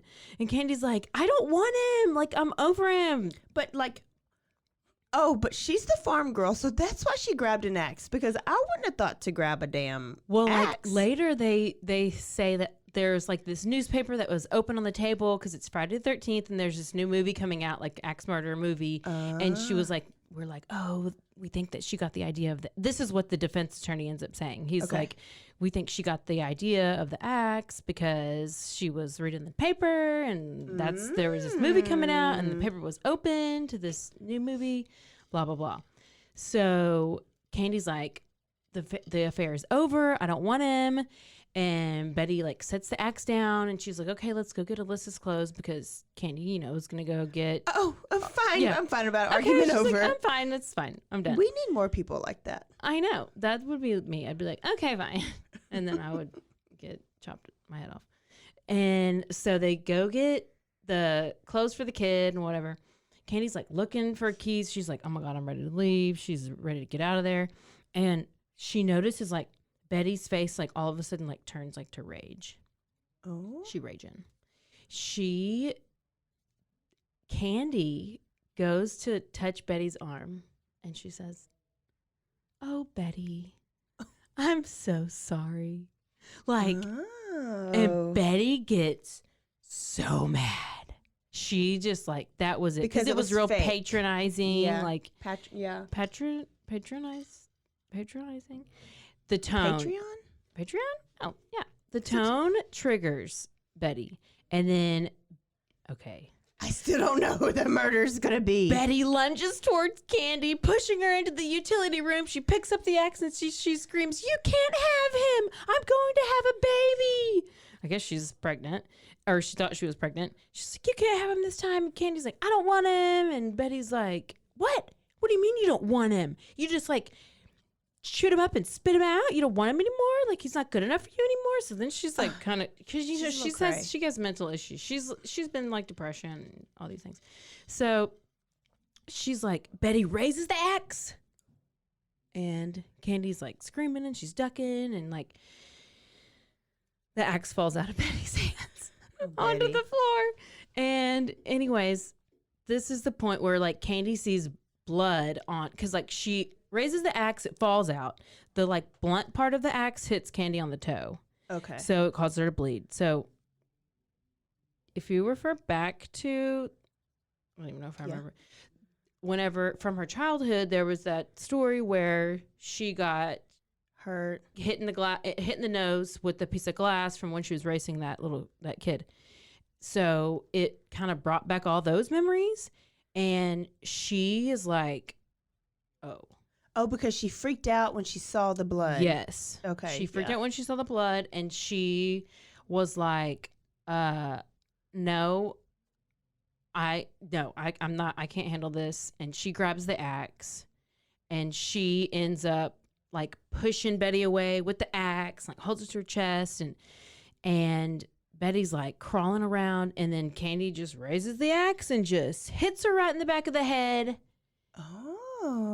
So Candy hits Betty in the back of the head, and she heard a dull pop as the pressure like inside Betty's skull releases, and blood begins to pour down her neck.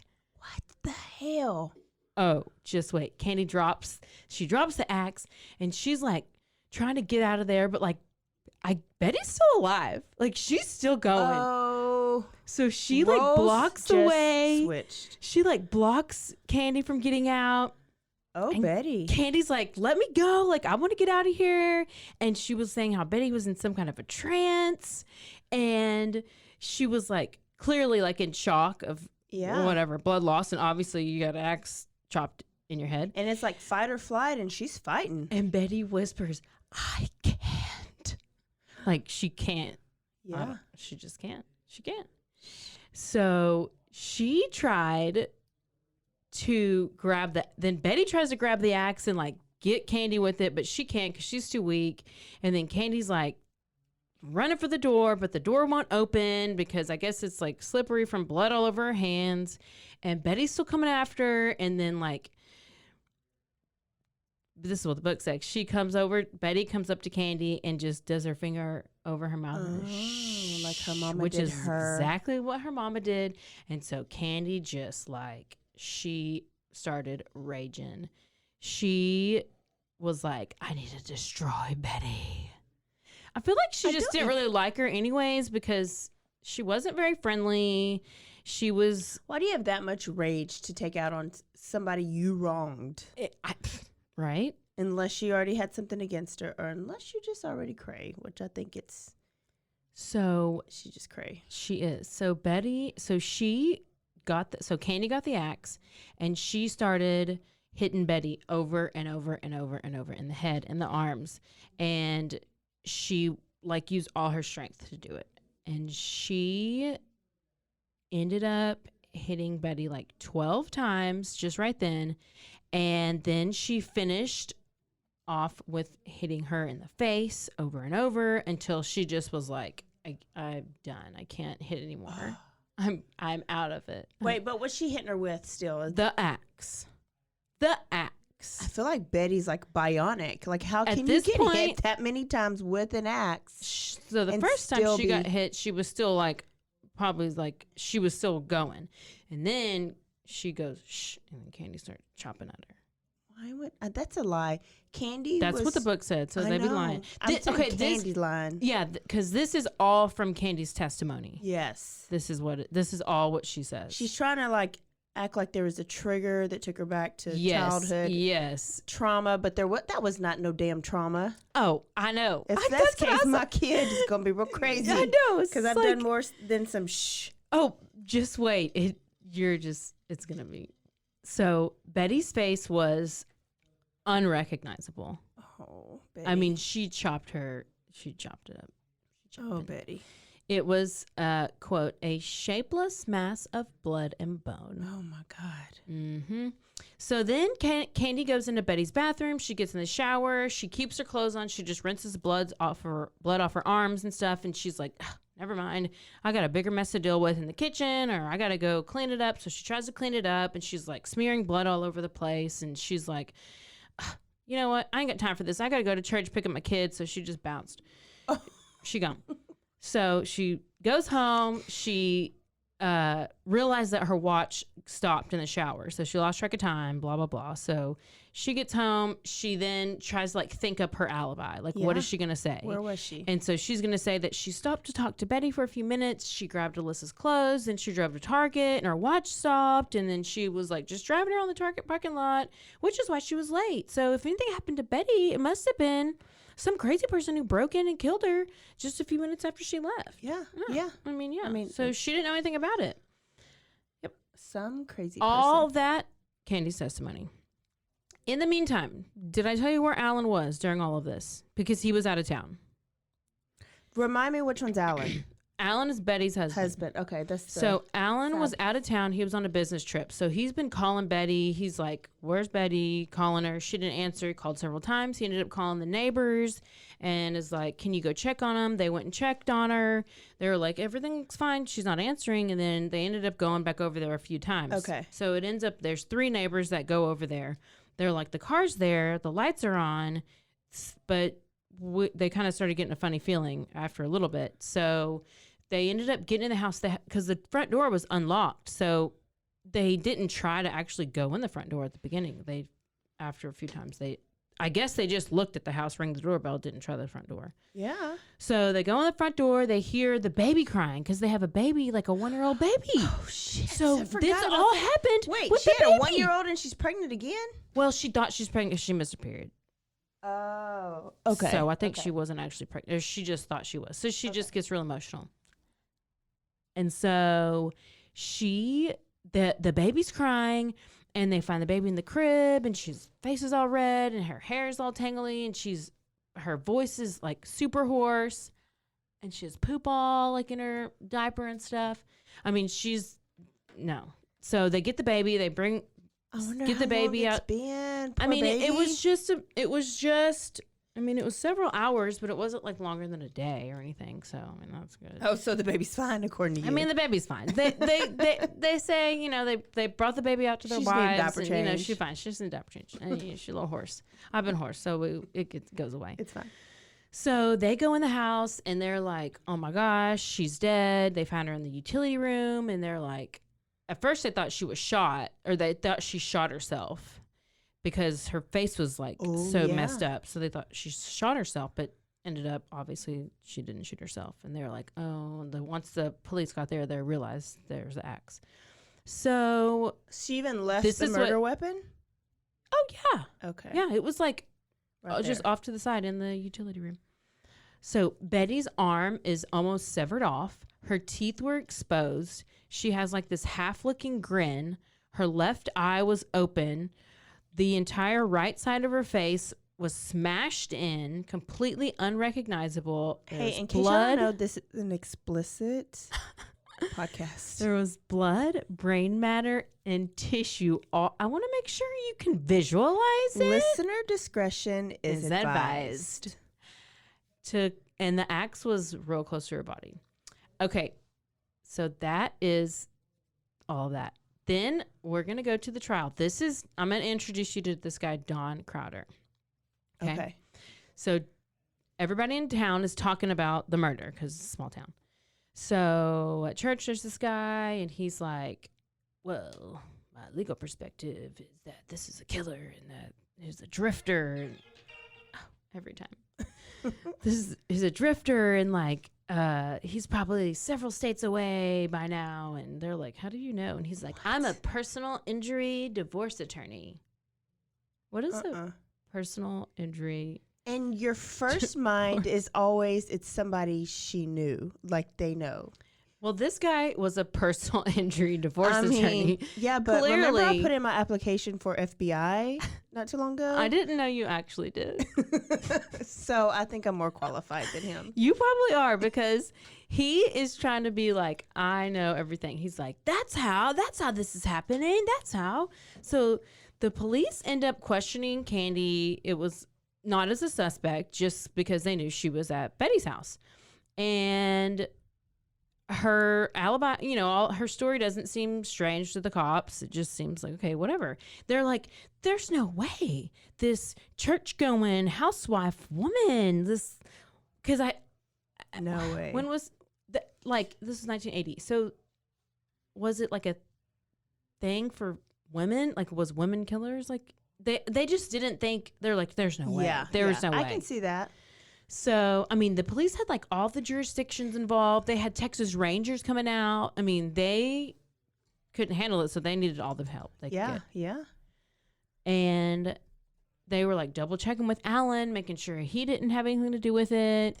They were asking him if he had ever had an affair. He said no. Oh, and then he finally, he ended up calling the cops, and he was like, okay, I did have an affair. And they're like, oh yeah, we know. And he was like, oh, but they didn't know. They just said that. Oh, They just said that to trick him so he wouldn't call and tell Candy. So remember when Candy's husband found the letter, right? Because Candy's husband found out. Yeah. Did he just go tell Betty? Or did Betty have ESP? She had ESPN. She had that sports channel. I mean, did they? No, I don't get it. She just knew. So Candy's probably dirt leg anyways. Apparently, like, there was somewhere it said like, oh, there was a letter that she found, but they never said that, and they never. It wasn't like factual. Yeah. So Candy is questioned. She leaves the police station. Right after she leaves, she's like, I need to get a lawyer. So she goes right to this Don Crowder, this personal injury divorce attorney guy, because that's the only person she knows. He's never done like a criminal. Come on now. So she goes and gets him as her lawyer. So he's like an ambulance chaser, you know. Meanwhile, he's like, yeah, go ahead. And he's looking for like somebody passing by on like a train and like passing by. Yes. Random killing. Yes. Like, yes. No. So he's 100% sure. He's like, Candy did not do this. He's like, I mean, she's a housewife. There's no way. And he tells her, he's like, there's 3 people you never lie to. Your pastor, your doctor, and your lawyer. And he's like, so don't lie to me. Did you do it? And she's like, no. And he was like, Candy, was it Alan who did it? What happened? What do you know? And she was like, okay, I did it. Like, she just told, she was like, yes, people I just did. have to ask her twice on anything. Betty asked Yes. her once. She said no. Second time, confess. So then Lawyer? he's like, oh, hell. He's like, well, don't tell your husband. We ain't telling Pat because he's going to go straight to the cops. So that's that. Okay. So that's Don Crowder. And then we're going back to the trial. So we had the testimony, which was the actual murder. So the media is all over the place. Like, this is a small town. So it's like Candy's a homewrecker. You know, she's this and she's this. So Don, the personal injury attorney, divorce, whatever he is. That's now. He's never tried a criminal case. I mean. And he was confident that Candy would win. I don't know why. He's just confident. But this is what happened. He starts off the trial and he says, on Friday, June 13th, Candy Montgomery killed Betty Gore. This is what he started. She did it with an axe and she did so in self-defense. Oh, you know what? Mm-hmm. She did. According to her testimony. And there's no. So here's the thing. Dawn also got Alan, Betty's husband, to testify. And he was talking about Betty's mood swings and her erratic behavior. And they also linked those small details about how the newspaper was open about the axe murder movie that was coming out. And like they were saying that's the reason why she grabbed the axe. And Dawn was arguing how Betty was trying to scare Candy because Candy refused to apologize to Betty about the affair. And then the argument was like, but really 40 plus blow, because did I say that? 40 plus blows? That's overkill. Yeah, yes. That's personal. You wanted to kill her. So they were saying like 40 blows, like how is that self-defense? And apparently a psychiatrist got up there and she was saying how, so Candy ended up getting hypnotized at some point. I don't know. I guess they used hypnotization. Hypnotization. Oh, here's a new word. Here we go. And so Candy like revealed like her childhood traumas when she was being hypnotized and blah, blah, blah. But the psychiatrist. Her trauma is her mama didn't let her cry. I know. It's so dumb. So the psychiatrist was like, Candy was not in control of her own body when she hit Betty over and over, and it was just pent up emotion. Well, no shit. So the defense rests. So the defense is like, no, the defense. The prosecution is so boring. So Dawn has like all this emotion when he's like telling the story and he's just like, this is what happened in this. And he just had all this emotion. But then they were apparently like the other part, like the prosecution was so boring and they just weren't like buying it. I guess they just were buying the defense because he was so animated and just so into it. So after 3 hours. So we doubted some Don Crowder. Oh, it gets, just wait. Okay. So after 3 hours, the verdict is in. Do you already know? No. What do you think? Candy's real pretty, right?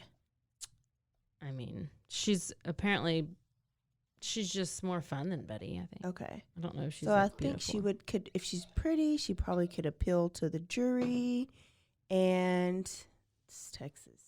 Justice system to go anyway. Yeah, that's true. And so I bet she got not guilty. She not guilty. Oh my gosh. Unanimous not guilty of murder or of first degree murder or of voluntary manslaughter. I'm not going to say what I really want to say. You should say it. Why? If Candy was a black girl and killed this white woman, listen, Candy you're right. would still be in prison. Would still be. She probably execution executed by now. So she's a free woman. And then 8 days after the verdict, the Montgomerys moved to Georgia. They later divorced. Oh, this is it. This is the end. Oh my God. This is the end. They got divorced. So her husband just stayed with her? Oh, no. Okay. Wait, who's? Candy's? Candy's. No, they divorced. Oh, okay. Well, no, he supported her throughout the trial. Throughout the trial, Yeah, okay. Yeah. He supported her. He was there for her, and then they moved together, and then eventually they divorced. Okay. And then Pat, her husband. Yeah. He continued to be like an engineer, and then Candy became certified as a family counselor, and she changed her name back to her maiden name, which was Candace Wheeler. Bitch. She's a counselor, like with her daughter. Alan Gore, Betty's husband. Yeah. Who also ran for president a while ago. No, it's not the same person. Oh, okay. He remarried between his wife's death and Candy's trial. He got remarried. What? Oh my gosh. This is not acceptable. And he left Texas. He lost custody of his kids, but apparently Why? they have lost lost custody or lost contact? he lost custody of his kids. When they're still little. They were little. Yeah. Why? I don't know. He was just Because I guess he didn't, because he probably got remarried and left Texas. Oh my gosh. I think they were raised by Betty's parents. Okay. But apparently they've come into contact again through Facebook. That's what it said. Facebook is bringing back some families. And then listen to this. Don Crowder, the personal injury defense, whatever, he committed suicide in 1999. What? I don't know. That's just what it said. And also, Betty's, the house where she got murdered, is still there, so we could go drive by. The address is 410 Dogwood Drive. In Wylie? Tell me what town it is again. I don't know. I got like 3 different town names, so. Because it's all like a little area. Well, there's Wylie, there's Saxey, Lucas, Texas. There's a bunch of Okay. things. So just yeah. Google it if you want to go and visit. Yeah, 410 Dogwood Drive. If you want to go visit it, take pictures and send it us to the us. pictures. Or if you live close to there. If there is not one person who lives close to there who listens to this podcast, We're doing something wrong. then we're clearly, it's unacceptable. Then I'm quitting. Then this is it. Then this is the last episode. And all that hard work on social media posts that I put in down the It's drain. for nothing. So basically, everybody in the community is like, they don't believe it, and they're like, this self-defense thing is bullshit, and she got away with murder. Which What? she did get away with murder. She did. What do you think? Do you think it was do you believe Candy's story, or did you think she went over there to murder her? I don't think she went over there to murder her, but like, you don't just like all of a sudden get so mad that you're gonna like chop somebody 40 times with an axe. Like, No. you could leave. Yeah. And you don't got any trauma. Yeah. Like I mean, really? Catherine Knight, That's the last yes, thing. we can understand like Yeah. why she that did you what she weren't did. like getting, molested and abused and beat as a kid. You were fine. Yeah. Yeah. They need to like just have a tracking device on her because something else is going to happen. Either murders will Well, happen around her. She's been, I mean, I can't wait for the movies to come out though, or the shows. Yeah, yeah. So stay tuned to the movie because I just want to see how they do that whole self-defense story. And, usually these movies, they take one side. So are they going to take Candy's story and make a movie out of that? Or are they going to take like the other side that like she's cold-blooded killer? Yep. Love it, love it, love it. So there's Candy. Yep, there's Candy. So go drive by our house, take a picture, send it to us. And how about don't forget to rate, review, and subscribe. Can I? Oh, Sorry. Oh, I no. smoked 17 cigarettes. oh Not really. no. Not really. It just sounds like it.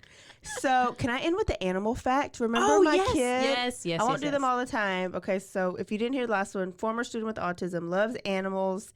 And he used to tell us like 1 trillion animal facts a day.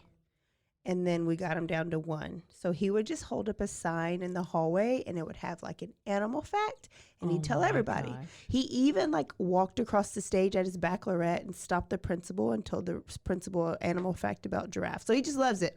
So now that he's graduated, he puts it on like his Facebook and he has like a text messaging system. I feel like he's probably got like hit him up. Hit him up? Is that even still a thing? I don't know. That's what we used to use. Wait, did you see that like back in the day and then they started charging you? I'm like, no. Yeah. So, and he sends an animal fact.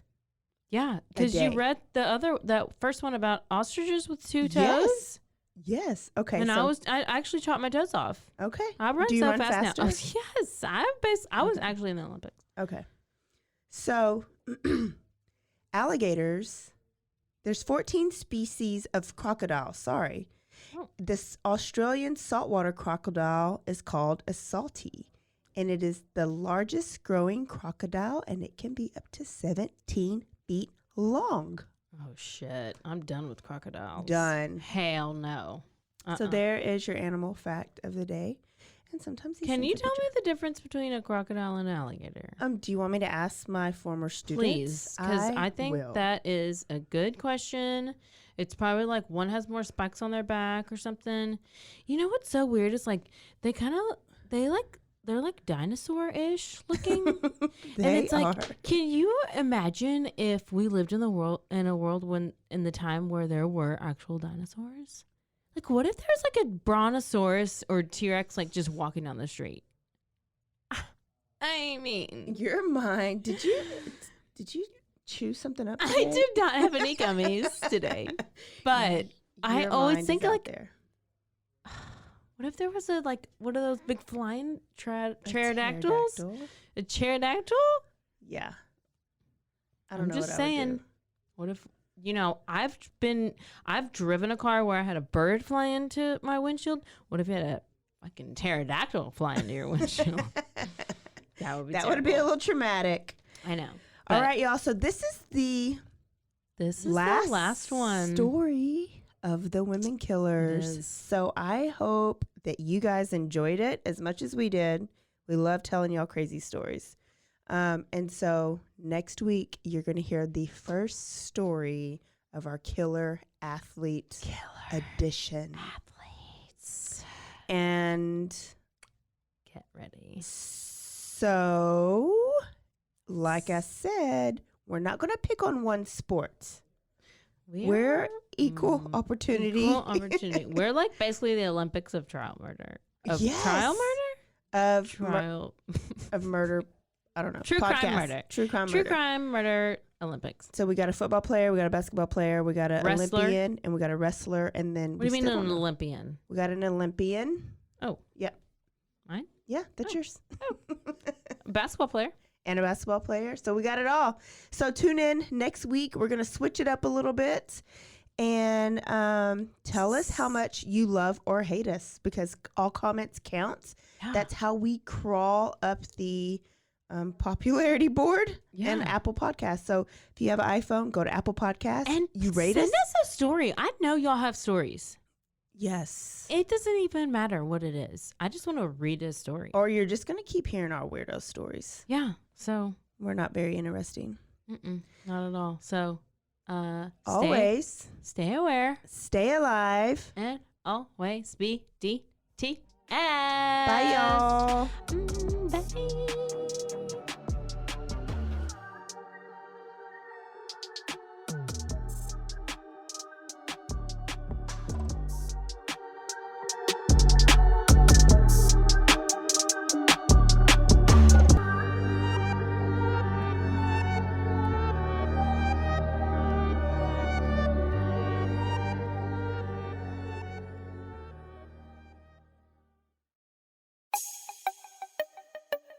This has been a Rogue Media podcast.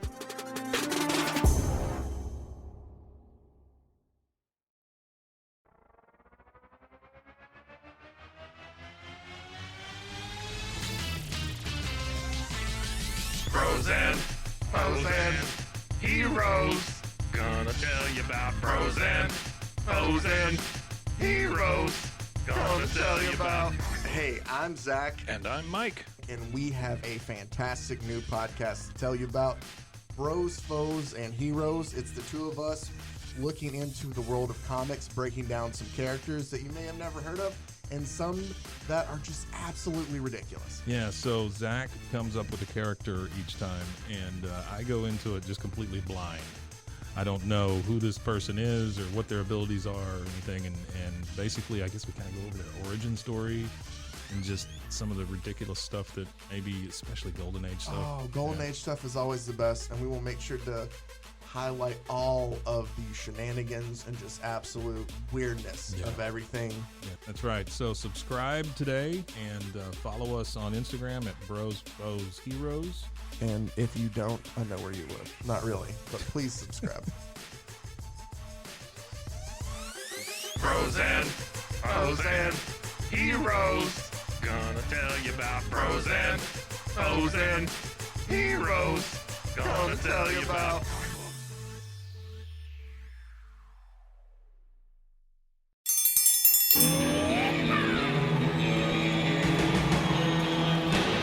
Hi, I'm Hank. You might remember me from a show called King of the Hill. Check out a King of the Hill rewatch podcast. These boys ain't rap, but they are funny. Find the podcast anywhere you get your podcasts or at roguemedianetwork.com. I tell you what.